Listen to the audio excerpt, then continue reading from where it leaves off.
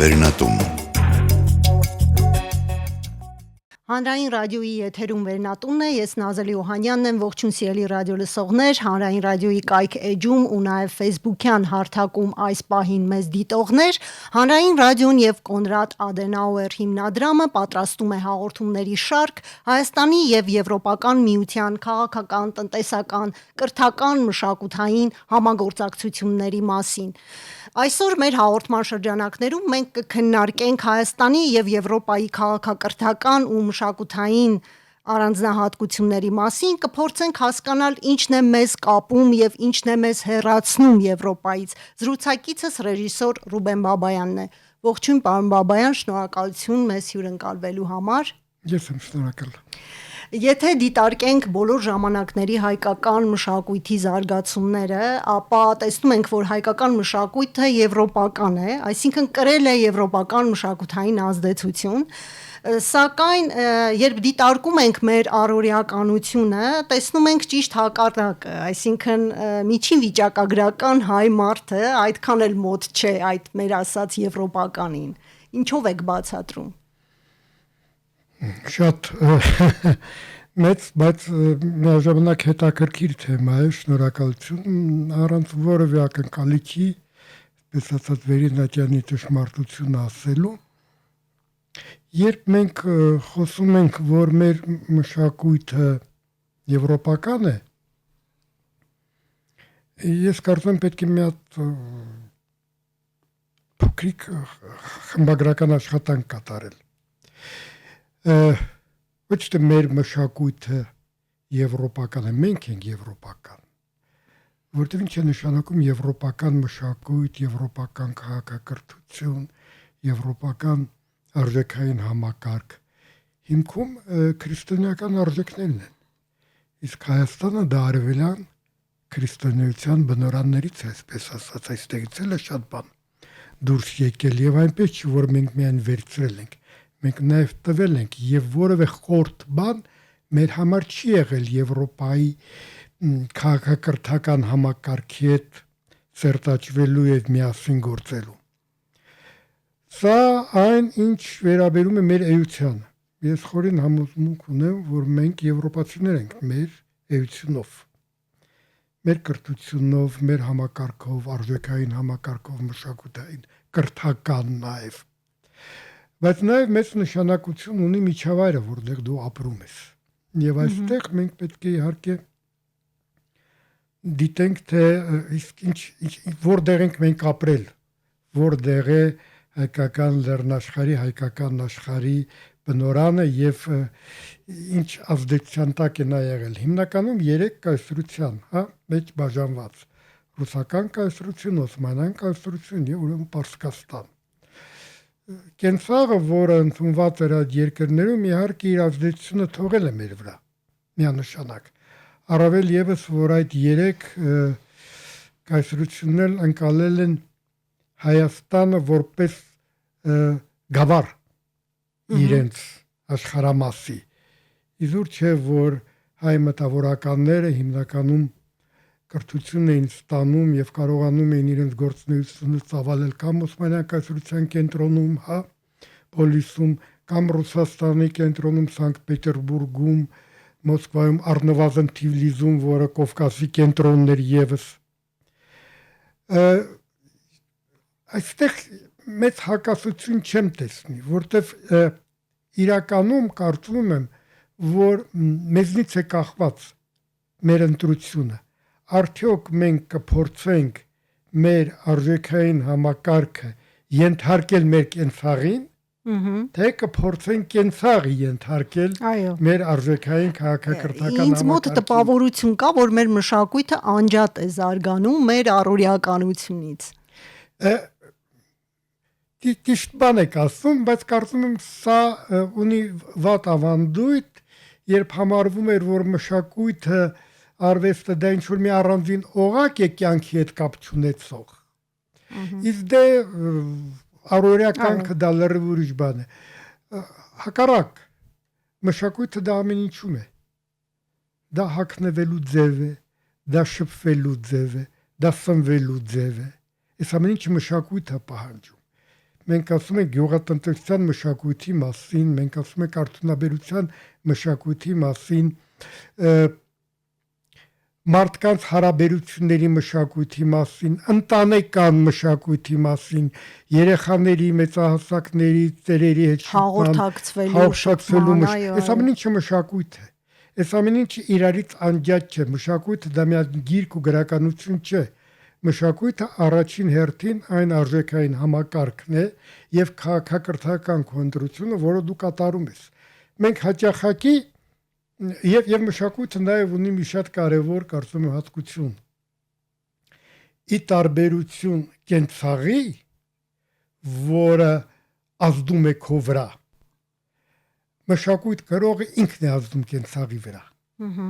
Եթե դու քո մեջ կրում ես մշակույթ,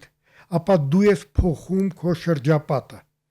դու ես փոխում մթնոլորտը։ Եթե դու դա չես կրում, դու սկսում ես արդարանալ, որ դե շրջապատը այսպիսին է, ժողովուրդը այսպիսին է, կենցաղը այսպիսին է,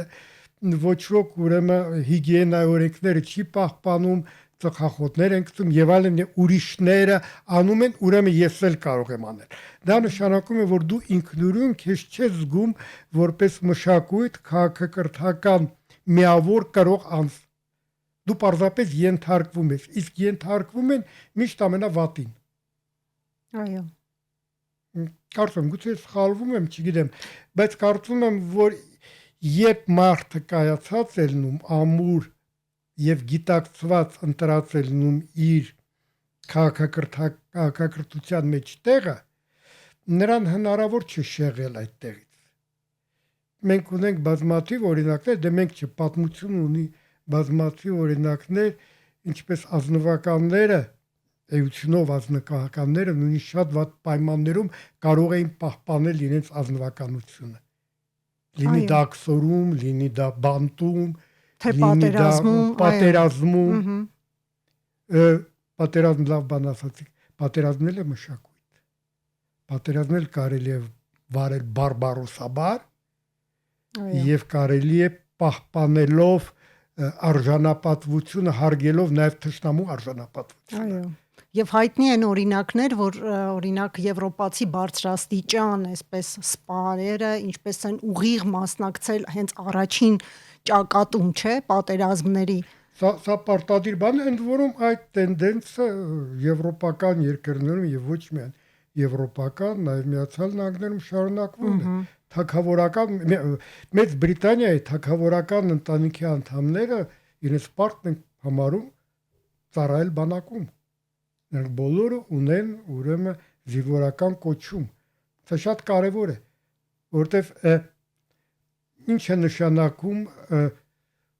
պետություն, մշակույթ, քաղաքակրթական ընտրություն եւ այլն, այդ ամեն ինչը ունի պաշտպանելու կարիք։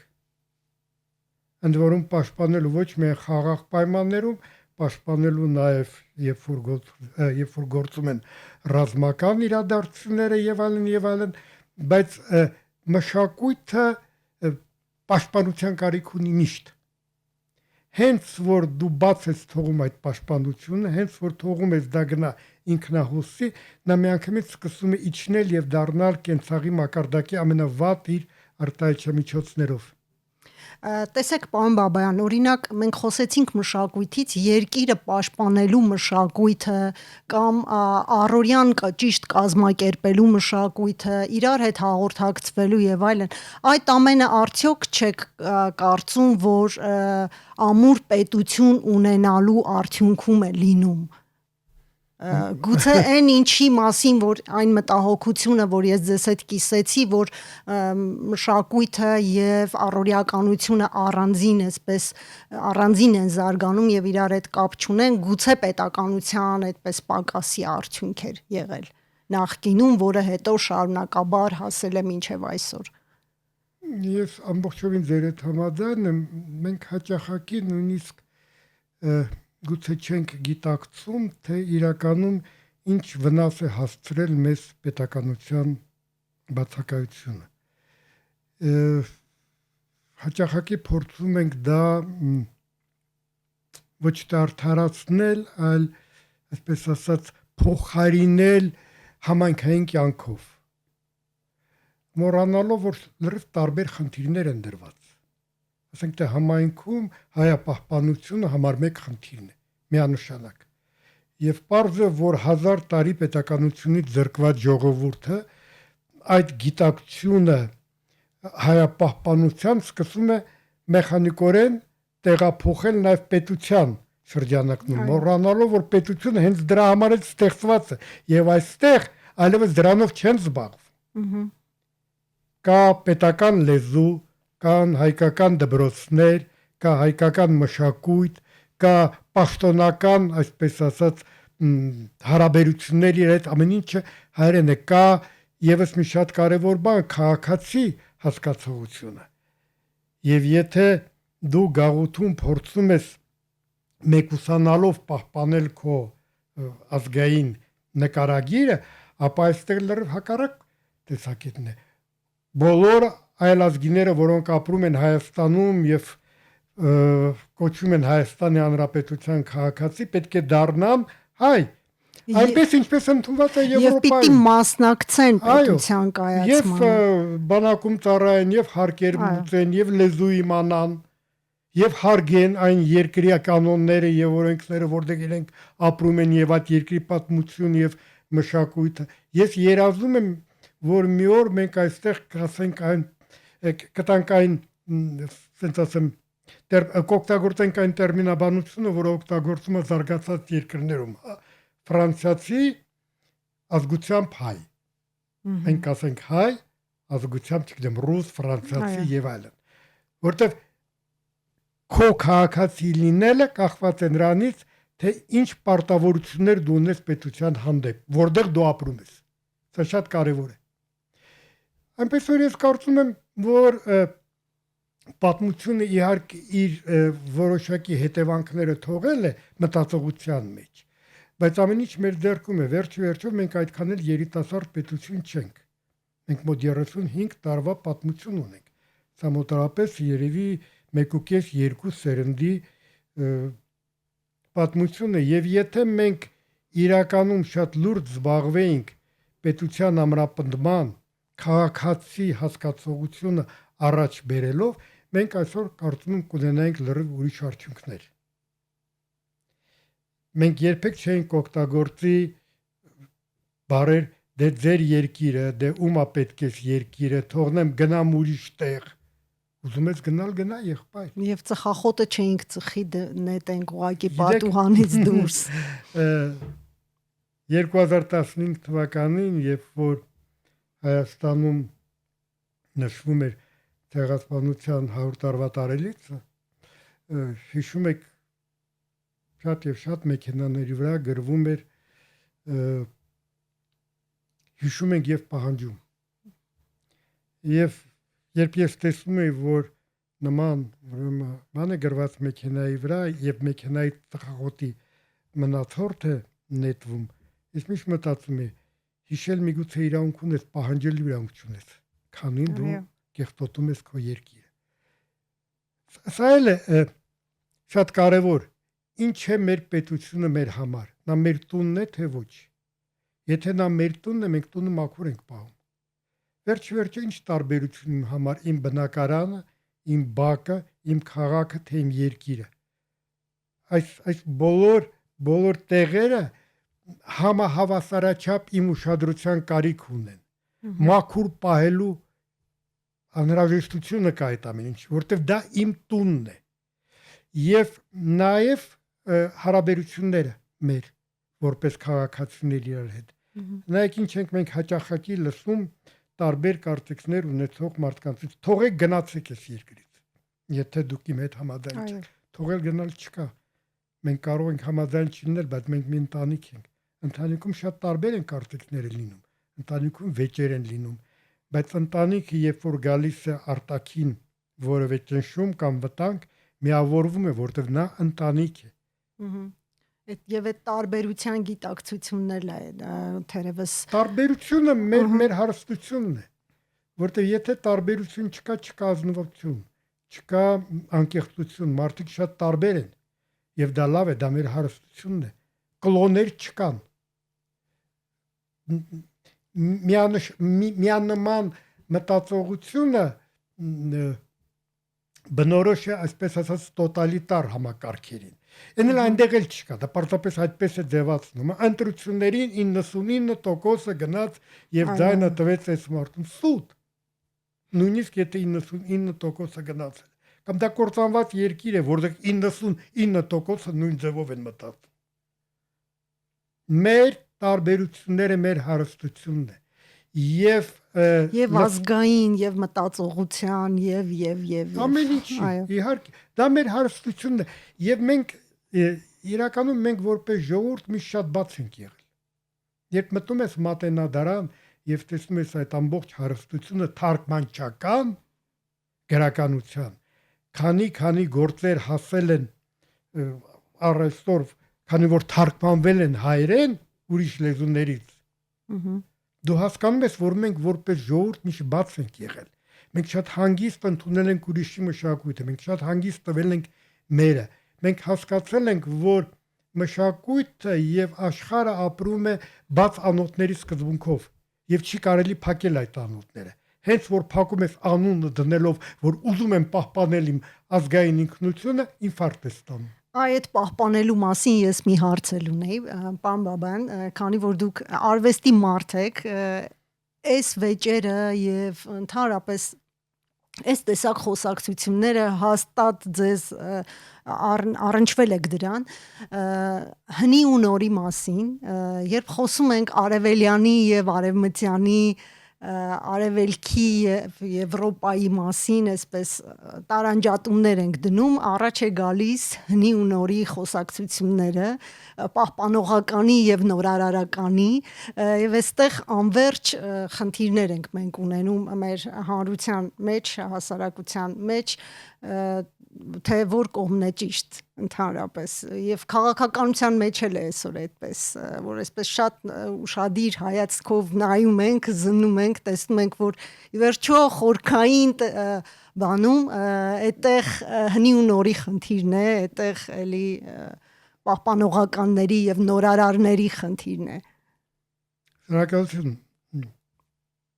Ես էլ եմ շատ վերջերս մտածել դրա մասին եւ անկեղծ ասած հակադրություն չեմ տեսնում այստեղ։ Երեք պատմություն, այսօրվա կյանք, ինձ միշտ զարմացրել են անգլիացիները եւ ճապոնացիները այդքան ավանդապաշտ լինելով, այդքան ժամանակակից։ Չի կարելի մերժել մեկը հանուն մյուսի։ Մենք մի քանի հազար տարվա պատմություն ունեցող ժողովուրդ ենք եւ կրում ենք մեր այդ որոշակի այդ շլեյֆը, պատմական։ Սրանց մեջ եղել են ավանդույթներ եւ շատ տգեղ, որոնցից պետք է հրաժարվել։ Սրանց մեջ եղել են եւ գեղեցիկ ավանդույթներ, որոնք պետք է պաշտպանել։ Նոր ժամանակները բերում են նոր պահանջներ։ Պետք է կարողանալ սա միասնապել, որտեվ եթե դու մերժում ես նորը, դու պարզապես մերժում ես ժամանակը։ Դու փորձում ես տեղափոխվել անցյալ, որը չկա։ Անցյալը գոյություն չունի։ Գոյություն ունի ներկան։ Իսկ եթե դու շատ նրբորեն բերում ես եւ կարողանում ես սրանք իրար հետ համատեղել, դու ստանում ես շատ հաճելի մթնոլորտ, եթե կարելի այսպես ասել։ Էլի խնդիրը համադրելու մեջ է եւ ոչ թե հակադրելու, չէ՞։ Գալիս ենք եզրահանգման։ Ընդհանրապես, մենք խոսում ենք արմատների մասին, հա, հանդուրժողականություն։ Վերջ-վերջո արվեստը, մշակույթը այդ տեսակետից շատ լավ օրինակ է ծառայում, որտեղ հիմքում արվեստի երկխոսությունն է։ Արվեստի հիմքում մարդն է։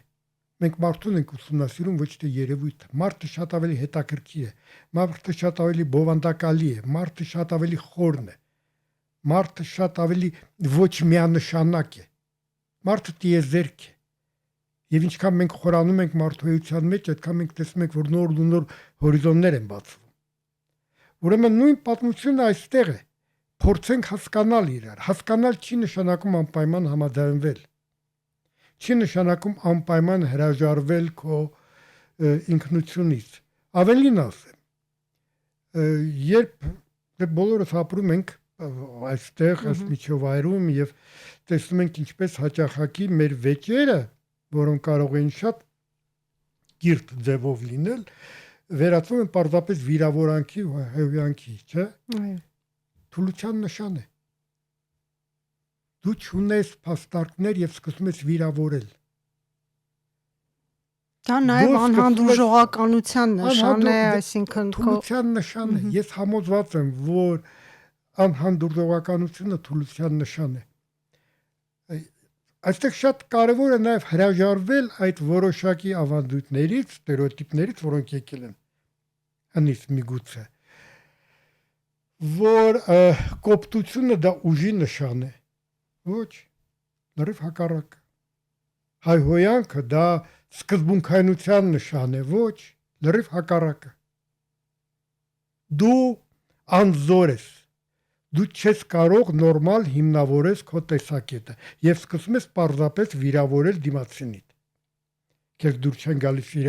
հայացքները, քեզ դուր չի գալիս իր կենցաղը, իր աչքերը, իր մազերի գույնը եւ արդեն գլխավոր թեման, որը կարող է լինել շատ կիրթ, պես ասած երկխոսության թեմա, տեղափոխվում է ուրիշ կողմ, եք սկսում եք քննարկել ուրիշ բաներ։ Ընդհանրապես թատրոնը ինչ դեր ունի այստեղ Հայաստան, Եվրոպա այդ երկխոսության գործընթացում, եթե նայենք։ Գիտենք, որ թատրոնը շատ կարևոր դեր է ունեցել, հատկապես խորհրդային ժամանակներում թատրոնի դերը կարևորվել է ավելի, քան մեր օրերում գուցե։ Գիտեք, հետաքրքիր հարց, շնորհակալություն։ Թատրոնի դերակատարումը փոխվում է։ Տարբեր ժամանակներում թատրոնը տարբեր է լինում եւ թատերական աշխարհում ընդունված է եղել վերջի 2000 տարվա մեջ ամեն անգամ հայտարարել, որ թատրոնը մահանում է։ Եվ իրականում դա այդպես է։ Բայց մահանում է հին թատրոնը, ստեղծվում է նոր թատրոնը։ Խորհրդային տարիներում թատրոնը նաեւ ամբիոն էր, որտեղ դա փակ երկիր էր։ Երբ այսպես ասած Գորբաչովի թեթև ձեռքով մտավ այդ վերակառուցումը եւ բաց խոսքը, թատրոնի այդ ամբիոնի դերակատարումը իր վրա վերցրեց մամուլը, որը շատ ավելի արագ էր արձագանքում, շատ ավելի բաց էր խոսում եւ կարծում եմ դա լավ էր, որտեղ թատրոնը վերադարձավ միգուցե իր ամենակարևոր դերակատարման, խոսել մարդու հետ, ուսումնասիրել մարդուն, ամենահետաքրքիրը մարդն է։ Եվ երբ դու բեմում տեսնում ես եւ հավատում ես այս մարդու մտքերին, գործելավոճին, նույնիսկ չհամաձայնվելով հետ, դա քո մոտ ստեղծում է հնարավորություն նաեւ կյանքում շփվել ուրիշների հետ այդպես, որ կան եւ ուրիշ մարդիկ։ Դա զարգացնում է քո երևակայությունը, որտեղ իրականում զարգացած երևակայությունը պետք է բոլոր ոլորտներում, եթե դուք ուզում եք հաջողության հասնել որևէ ոլորտում, առանց երևակայության դուք չեք հասնի հաջողության։ Դուք պարզապես կկրկնեք ուրիշների արածները, որը այդքան էլ հետաքրքիր չի, լինի դա գիտություն, կրթություն, արդյունաբերություն, ինչ ասես։ Եվ այդ տեսակետից կարծում եմ թատրոնը ունի մի մեծ առանձնահատուկ հատկություն՝ ի տարբերություն ուրիշ արվեստի ձևերի։ Մենք երբեք չենք պատրաստում վերջնական արդյունք, արտեֆակտ։ Մեր պատրաստածը կիսաֆաբրիկատ է։ Արտեֆակտն դառնում է հանդիսատեսի միջոցով, այսօրվա հանդիսատեսի հետ։ Թատրոնը չի կարող գործել երեկվա դեղամիջոցներով, ոչ էլ վաղվա հույսով։ Նա կարող է լինել միայն այսօր, որտեղ մեր հանդիսականը այսօր է։ Եվ հենց դա էլ սովորեցնում է մարդուն թատրոնը, լինել այստեղ եւ հիմա։ Ես կարծում, այո, շատ կարեւոր է ապրել այսօր։ Չապրել անցյալով, դա չի նշանակում ուրանալ անցյալը, չխաբել ուրիշներին ապագայով։ Ուզում ես ստեղծել լավ երկիր, արի ստեղծենք այսօր, արի ստեղծենք հիմա, ամենայն դեպս քարը քարին դնենք։ Դա շատ կարևոր է, հասկանալ, որ այս կարճ ժամկետը, որ մեզ տված է այս աշխարհում ապրելու համար, տրված է արարելու համար։ ինչ որ բան ստեղծելու համար, այլ ոչ թե միայն քննադատելու, մերժելու կամ ցին հույսերով մարդկանց խաբելու։ Հիմա այսօր ստեղծի եւ դա հնարավոր է ամենադժվար պայմաններում։ Հավատացեք, հնարավոր է։ Ես ինքս ներկայացնում եմ մի թատրոն, որը վերջի 30 տարվա ընթացքում աշխարհի 40 երկրում ներկայացնող հանդես է եկել եւ երբեք չի ասել վայ դե մենք խեղճ երկիր ենք, մեր հնարավորությունը այնպեսին չեն, ֆինանսականը եւ այլն։ Ոչ, մենք կարող ենք հավասարի պես խոսել աշխարհի հետ, ինչ է եղել։ Եվ շատ բան սովորում ենք եւ շատ բան սովորեցնում ենք։ Ապրել պետք է այսօր, կյանքը դա ուրախություն է։ Եվ կյանքը չի կարելի դարձնել ողբ, ինչքան էլ ողբերգական դեպքերը շատ չլինեն։ Կյանք ուրախություն է, որտեղ կյանքը ունի մի շատ կարևոր սկզբունք, դա շարունակական է։ Ծնվում են երեխաներ, ծնվում են սերունդներ, նրանք կարող են ծնվել միայն սիրո արդյունքում, իսկ սեր ուրախություն է։ Պարոն Բաբայան, շատ կարճ կարող ենք ասել ինչ է նշանակում լինել եվրոպացի։ Տեսեք, մենք ձգտում ենք վիզաների ազատականացման, մենք ձգտում ենք բարեկեցության, տնտեսական զարգացման եւ այլն, քաղաքականապես մեր դիրքերը ամրապնդելու, նաեւ մշակութապես, այսպես մշակութային առումով նույնպես, բայց մենք հոգեպես արդյոք պատրաստ ենք դրան, մենք ընդհանրապես ունենք այդ արժե համակարգը մեր ներսում, ռեսուրսը ունենք։ Բարդ է ասել ինչ է նշանակում եվրոպացի լինել, կասեմ հենց հիմա մտածեցի։ Դա նշանակում է ունենալ կուշտաճք։ Սա կապ չունի ձեր ֆինանսական վիճակների հետ, հա։ Դա նշանակում է հարգել ուրիշին, ուրիշի կարծիքը, ուրիշի մտքերը, ուրիշի կյանք, ինչպես են ապրում։ Դա նշանակում է փորձել զգալ ժամանակի զարկերակ ապրել այսօրվա օրով։ Դա նշանակում է փորձել ուրախանալ եւ ամեն անգամ ինչ-որ մի նոր բան սովորել, որը շատ կարևոր է, որտեվ սովորելը դա երիտասարդության նշան է։ Դու կարող ես շատ շուտ ծերանալ, եթե համարում ես, որ արդեն ամեն ինչ գիտես եւ քեզ ոչ մի բան պետք չի սովորել։ Եվ կարող ես մնալ մինչև կյանքի վերջը երիտասարդ, եթե փորձում ես սովորել։ Դա նշանակում է ունենալ կյանքի մոտիվացիա ուզած տարիքում։ Կյանքը հետաքրքիր է ուզած տարիքում։ Դա նշանակում է մեկ ընդմիշտ մոռանալ հետևյալ արտահայտությունը. «Երնեք մեր անցյալ օրերը»։ Այո։ Ապրեք այսօրվա օրով, դրանք հետաքրքիր օրեր են, հարուստ օրեր են, բովանդակալից օրեր են, եւ նրանք կլինեն այնպիսին, ինչպիսին դուք իրենց կդարձնեք։ Իսկ ինչպես եք տեսնում Հայաստանի դերը եվրոպական մշակութային տարածքում, ասենք 10-20 տարի հետո, ինչ որ պատկերացում ունեք։ Ունեմ, գիտեք, երբ քանդվում էր սովետական միությունը, ես շատ ուրախանում նաև եւս մեկ ասպեկտով։ Ասում եմ, դե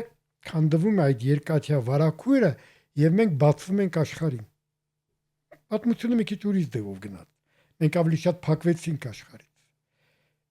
Ես կարծում եմ, ինչքան մենք շատ բացվենք դեպի Եվրոպա, ինչքան շատ մենք զգանք, որ մենք եվրոպական ընտանիքի հավասար անդամ ենք։ Եվ այդ ընտանիքը ապրում է որոշակի կանոններով, սա էլ է շատ կարևոր։ Այդ կանոնները պետք է հաստատել, որտեղ այդ կանոնները ի օգուտ մեզ են։ Դրանք ոչ թե պարտադրված են։ Հաճախակի ասում են, Եվրոպան պարտադրում է, եղբայր ջան, ոչ ոքը չի պարտադրում, չես ուզում մի գնա։ Բայց դա քեզ է պետք։ Եթե դու գնում ես այնտեղ ու տեսնում ես ինչպես են մարդիկ ապրում ու դա քեզ գրավում է, ապա դու էլ պետք է այդ կանոնները պահպանես։ Դու չես կարող մտնել ֆուտբոլային դաշտ եւ խաղալ ռեգբի կանոններով։ Ֆուտբոլում խաղում են ֆուտբոլի կանոններով։ Չես կարող լինել ասիացի եւ մտնել եվրոպական այսպես քաղաքակրթական միջավայր։ Փոխվելը շատ լավ բան է։ Այս կյանքը տված է մեզ, որպեսզի մենք փոխվենք, որպեսզի ինչ որ կարծիքներ փոխենք, ինչ որ մտքեր փոխենք, գաղափարներ փոխվենք։ Դա նշանակում է զարգանալ։ Եթե դու չես ուզում զարգանալ, եթե դու ասում ես, որ քո տեղ անցյալում է 15-րդ կամ 17-րդ դարում ինչ որ մի խուլ գյուղում, ապա ոչ այդ գյուղը կա այդ տեսակ։ Ոչ դու կարող ես այդտեղ տեղափոխվել։ Քեզ մնում է միայն մի ճանապարհ՝ դուրս ընկնել ժամանակից։ Դա հաճելի ապագա չի ոչ մեկի համար, ոչ էլ ներկա։ Եղի ժամանակի մեջ, եղի ժամանակակից։ Եղի հանդուրժող եւ սովորիր։ Կրթությունը շատ մեծ դեր է կատարում, ընդ որում սովորիր ամեն ինչին, սովորիր նաեւ կրել մշակույթ, եթե կարելի այսպես ասել, մշակույթ էլ եմ ասում լայն իմաստով։ Սովորի տեղ զիջել, սովորի օգտվել դանակույտ պատարակաով, սովորի չկեղտոտել, սովորի որոշակի վերաբերմունք ունենալ հակառակ սեռի հանդեպ։ Պաստորեն Եվրոպան լայն հասկացություն է։ Շատ։ Սովորի գնալ թանգարան, սովորի գնալ թատրոն, սա էլ շատ կարևոր։ Շնորհակալություն պարոն Բաբայան։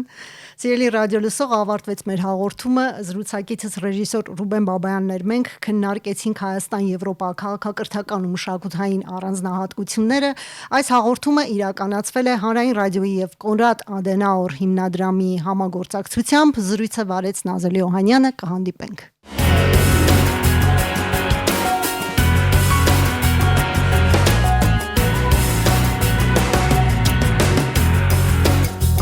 Վերնատուն